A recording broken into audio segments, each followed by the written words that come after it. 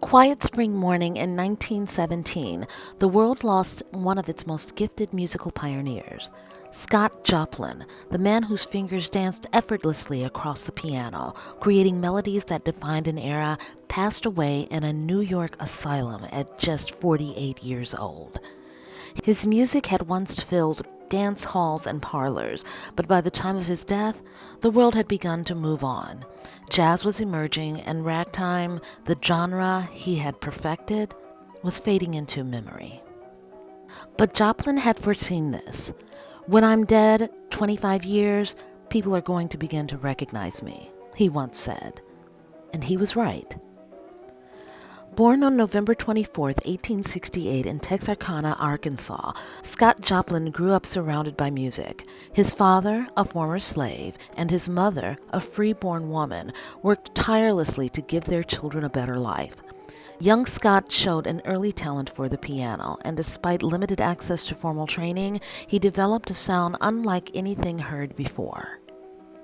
In 1893, Joplin made a pivotal journey to Chicago for the World's Fair. The bustling fairgrounds, filled with innovations and new ideas, became the perfect place for his music to take root. Ragtime, with its infectious syncopated rhythms, was soon sweeping the nation. By 1897, Joplin was at the center of it all, earning the title King of Ragtime.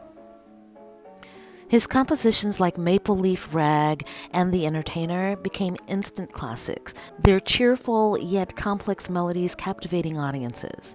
But Joplin was more than a composer, he was a visionary.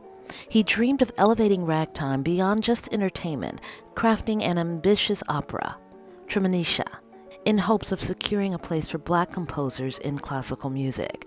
However, the world wasn't ready. Tremonisha was largely ignored, and Joplin faced financial and emotional hardship. By 1916, his health had begun to deteriorate. Neurosyphilis, a silent affliction, took hold of his mind, and soon the brilliant composer could no longer play as he once did. In January 1917, he was admitted to a mental institution where he spent his final months in obscurity. When he passed on April 1st of 1917, it seemed as though ragtime had died right along with him. But history had other plans. Decades later, in the 1970s, Joplin's music saw an unexpected revival. The 1973 film, The Sting, introduced The Entertainer to a new generation, its playful yet haunting melody sparking a newfound appreciation for ragtime. In 1976, Joplin was posthumously awarded the Pulitzer Prize, recognizing his immense contribution to American music. Scott Joplin's story is one of brilliance, struggle, and an unshakable belief in his art. Though he did not live to see his impact fully realized, his music endures, alive in concert halls, music scores, and the hearts of musicians and listeners alike.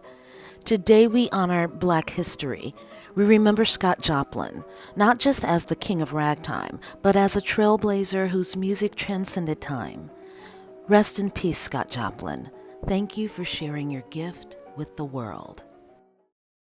Please don't forget to hit that subscribe button and ring the bell to be notified when I upload content. Come on and join my musical family. Thank you from the bottom of my heart for being here. Your support means the world to me.